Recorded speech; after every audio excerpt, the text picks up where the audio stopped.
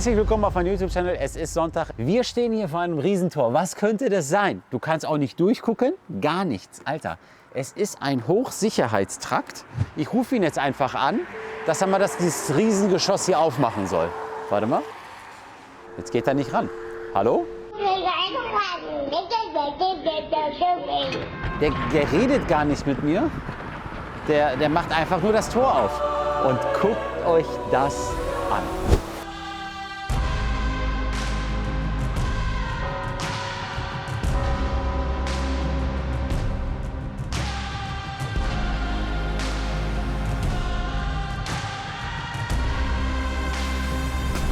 Marc, schön hast du es hier. Ja.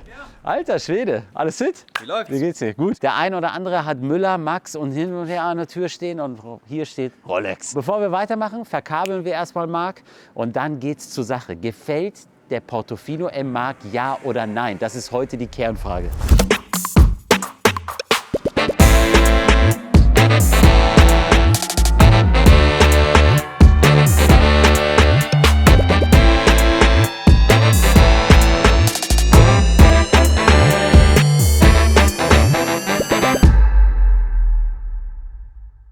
Du hast gesagt, mach. Ja, hast du auch. Ja, wir haben einfach gemacht. Wir haben einfach gemacht. Ja, sag mal, was hast du dabei gedacht? Wir haben uns lange hingesetzt und haben gesagt, wo ist Marc und wie sehen wir das Auto? Und dementsprechend mussten wir natürlich uns Gedanken machen, wie machen wir deinen Ferrari? Ja. Okay, das war ja wichtig für uns. Das Auto ist ja ursprünglich in Rosso Corsa. Ja. Das sehen wir hier, wenn wir die Tür aufmachen. Wir haben es bewusst auch hier im Innenbereich nicht foliert, weil wir hier auch Rosso Corsa also nicht Rosso Corsa komplett stimmig, aber rot mit drin haben. Weil wir die Grundfarbe des Fahrzeuges mit drin haben wollten, wegen zwei Sachen. A, Rosso Corsa Klassiker, schöne Farbe. Und B, harmoniert extrem gut mit Kuyo. Und du hast ja auch Red Stitching drin und so weiter. So, und dann wurde das Auto ja umfoliert in schwarz-matt. Korrekt. Mit diesen Konturen dann geklebt in Rot. Richtig gut foliert. Allen Respekt an den Folierer, der das gemacht hat. Ja. Vor allem dadurch, dass er natürlich ein Rosso Corsa Auto hatte, ein Rot hatte. Und wir haben ja Signalfarben wie Rot, Gelb, Weiß. Das ist immer Horror für den Folierer, wenn dann der Kunde kommt und sagt, folier mir das Auto um in Schwarz. Das ist dann, Da darf nichts durchscheinen. Da darf nichts durchscheinen. Und die Signalfarben scheinen immer durch, egal wie. Und hier war das so, dass wir das Auto halb zerlegen mussten, weil er ja alles auch zerlegt hat und drumherum foliert hat, damit nirgendwo Rot rauskommt. Aber dafür gut gemacht an den Folierer, der das vorher gemacht hat. Da war halt nur eine Designfrage und Design ist immer Geschmack. Ja. Das ist immer so. Das stimmt.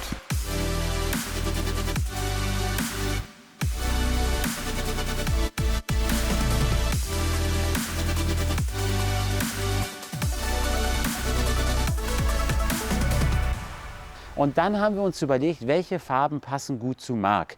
Dann haben wir uns ein paar Bilder von Marc angeschaut. Du trägst immer sehr gerne dunkelblau, Marine und so weiter und so weiter. So. Dann haben wir gesagt, okay, die Marine harmoniert auch sehr gut, auch was Ferrari-Geschichte betrifft. Blue Pozzi, blenden wir euch mal ein Bild ein. 60er Jahre Lackierung von Ferrari. Satt, blau, Uni, richtig schick.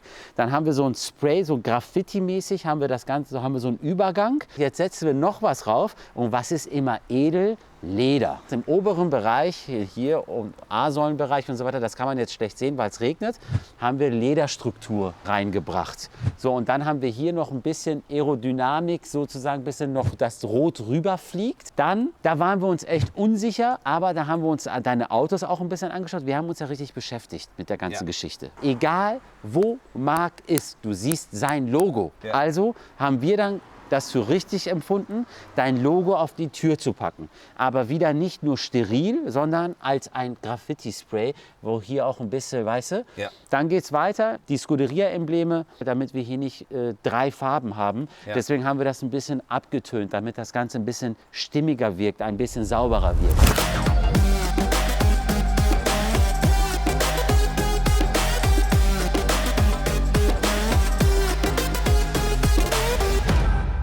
Wir haben lange überlegt, wie wir das mit den Felgen machen. Normalerweise würde ich jetzt hier die Felgen schwarz pulvern. Okay? Das ist aber eine Sache, die du auf jeden Fall entscheiden musst, weil das sind die hochwertigen Felgen. Es gab ja die Standardfelgen, was du bei Ferrari bestellen konntest. Das sind schon die Aufpreisfelgen, weil die ja auch hier in der Mitte poliert sind. Okay?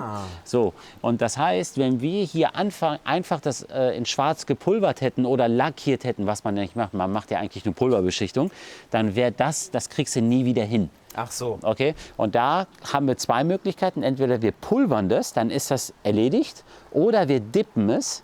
Dippen ist eigentlich eine Sprühfolie, aber es ist nicht so hochwertig. Es ist immer matt. Es ist, weißt du, was ich meine? Dann würde ich es eher entweder so lassen oder ich würde es in schwarz pulvern. Aber darüber können wir noch sprechen. Okay. Dann sind wir vorne wieder unten diese bisschen an Rosso Corsa rangekommen wieder, um die Grundfarbe zu erzielen. Und hier war ein riesen Streitfaktor. Was machen wir? Hauen wir seinen Kopf drauf oder nicht und so weiter und so weiter.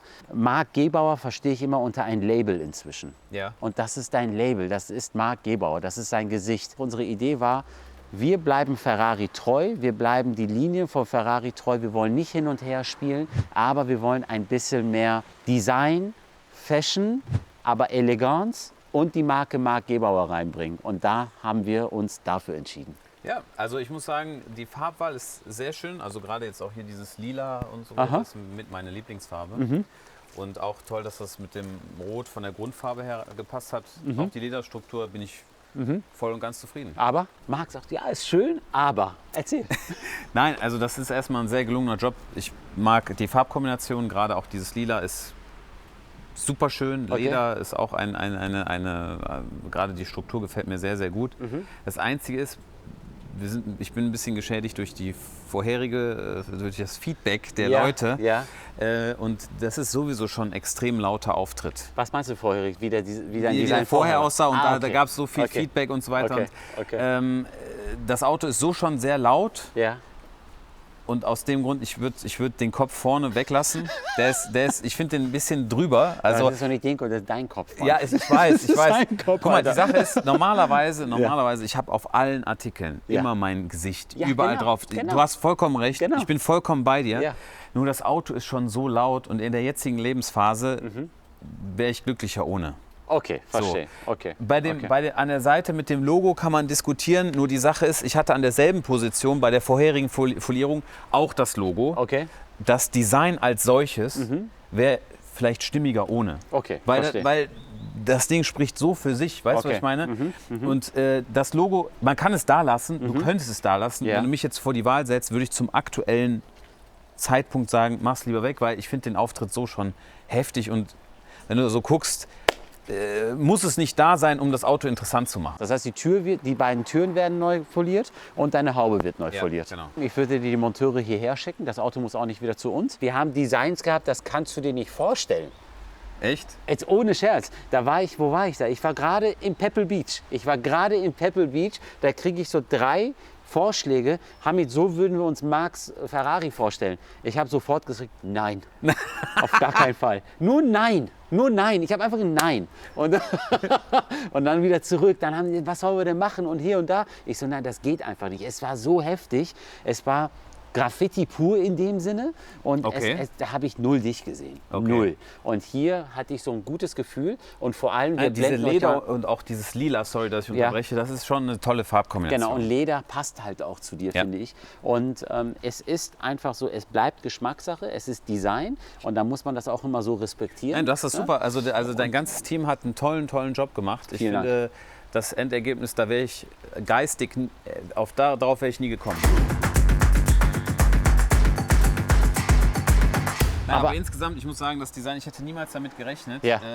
Wenn man auch jetzt mal einblendet, gerade die Lederstruktur, das ist schon ein 10 von 10. Du hast immer Leute, die das mögen und immer Leute, die das hassen. Ja. Das ist einfach so. Da kommen wir nicht drum herum. Das ist auch bei meinen Farben, die ich auch täglich trage. Ne? Ja. Also da wird auch manche eine sagen, ich bin ein Kanarienvogel oder sonst irgendwas. Ne? So haben wir das Ganze. Das ist mein Handy leider. Ja, ich weiß, aber ich weiß nicht, wie ich die Samsung auf lautlos mache, ehrlich gesagt. Es ist der letzte seiner Art als rein Verbrenner, aber da hat Ferrari wieder einen riesen Bock geschossen und dafür liebe ich auch Ferrari ein bisschen, wo die sagen, ey komm, es ist so, wie es ist, akzeptierst oder akzeptierst nicht. Also bis 21 so circa konntest du noch den Portofino ganz normal bestellen und so weiter. Und dann, wenn du den vor den Werksferien bekommen hast, hast du den normalen Portofino bekommen. Jeder hat ja gedacht, geil, ich krieg das aktuelle Modell. Genau. Aber dann haben sie kurz vor den Werksferien gesagt, nach den Werksferien ändern wir den Portofino auf Portofino M für Modificata. So, Modificata, das heißt modifiziert. Da haben sie die Schürze vorne neu gemacht. Okay, daher würde jeder sagen, okay, aber die haben auch noch Getriebe geändert, Genau. ne, und noch ein bisschen PS-Zahl geändert und dadurch war das eigentlich ein neues Auto. Und dann hatte ich so viele Kunden, die dann zu Ferrari gegangen sind und gesagt haben, ey Hamid, ich schmeiße jetzt 80 bis 100.000 Euro weg. Das Geld ist weg, ich sehe es nie wieder. Aber du hast das Auto jetzt seit? Seit so 1,5 Jahren ungefähr. 1,5 Jahren, seit so circa 2, also das heißt, du hast das letzte Modell, was rausgekommen ist, der wird ja nicht mehr produziert. Richtig, ja. Das ist ein M und meine Freunde, M steht nicht für Mossadegh, sondern für Modificata. Ja? Dann gehen wir noch einen Espresso trinken? Rein. Komm, ich will einmal noch mal dein Büro mir anschauen. Ah, okay, gerne, ich habe es gerne. immer wieder auf YouTube gesehen, immer wieder, mein Gott, wie sieht es denn da aus und so weiter. Jetzt bin ich mal echt gespannt, wie es aussieht.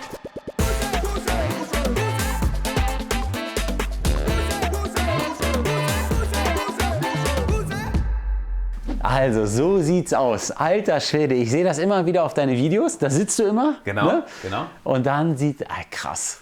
Krass, Alter. Ja, wir haben über die Jahre halt alles, also ich habe so viel Sachen gesammelt. Ja.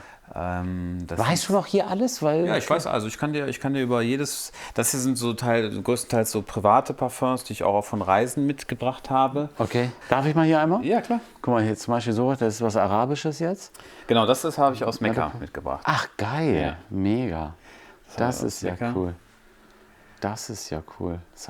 Es gibt ja viele Sachen, die gibt es ja hier gar nicht, ne?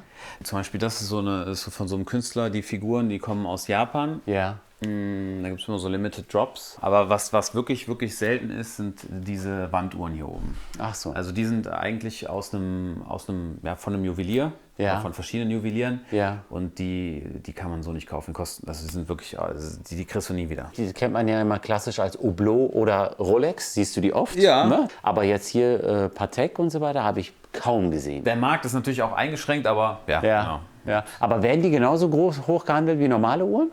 Die sind schon teuer. Echt jetzt? Wahnsinn.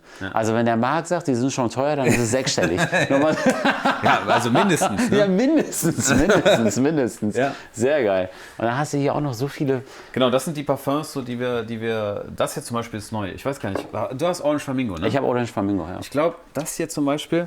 Ich sprühe es dir mal auf. Ja. Die brauchst du aber nicht, ne? Nö, aber ich hab immer eine Zeit lang ein bisschen gesammelt und so. Hier, riech mal. Oh ja. Oh, ist nicht schlecht, ne? Mhm. Frisch. Sehr schöner, fruchtiger Duft. Ja, Parfum ist halt so eine andere Leidenschaft, die ich noch so habe. Aber wie machst du mit den Flaschen? Designst du die auch selber?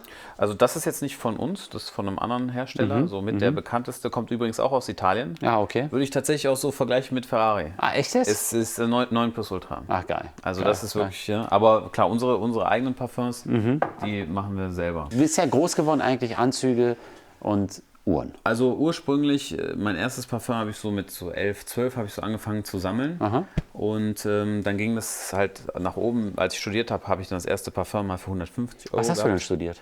Medienkommunikation und Journalismus. Alter Schwede. Hat mir gar nicht geholfen. Das würde ich auch niemandem empfehlen, aber ich habe es gemacht Okay, alles und klar. zu Ende gemacht. Okay. Aber okay. ja, Okay. das habe ich studiert. Und, Okay. aber hatte immer nebenbei für Anzüge oder auch Parfum und so weiter das war immer mein Faible.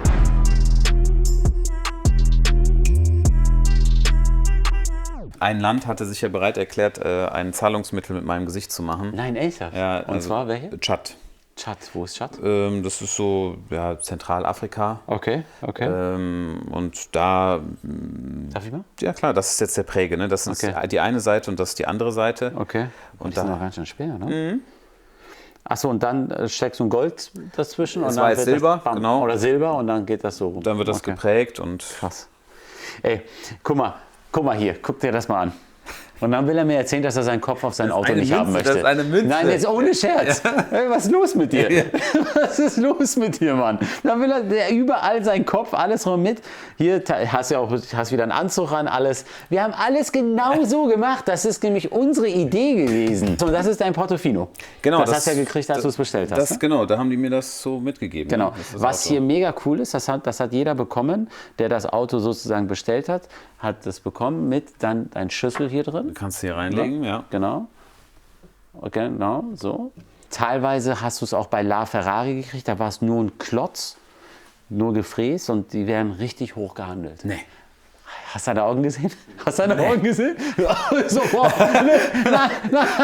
Morgen schon, morgen ist es auf seiner Online-Plattform. Gibt auch kaum einer her, wenn er das Auto verkauft.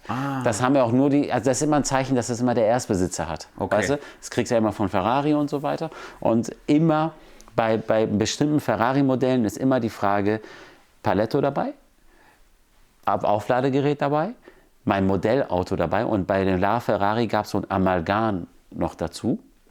Amalgam-Modell und die werden so für 15.000 bis 20.000 Euro gehandelt. Wow. Ja, das ist einfach richtig.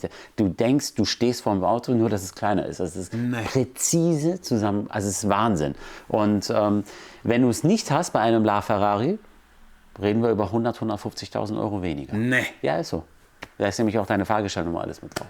Das ist schon krass. Und der Verkäufer hat das dann behalten einfach? Ja, die behalten es einfach. Die geben es nicht raus.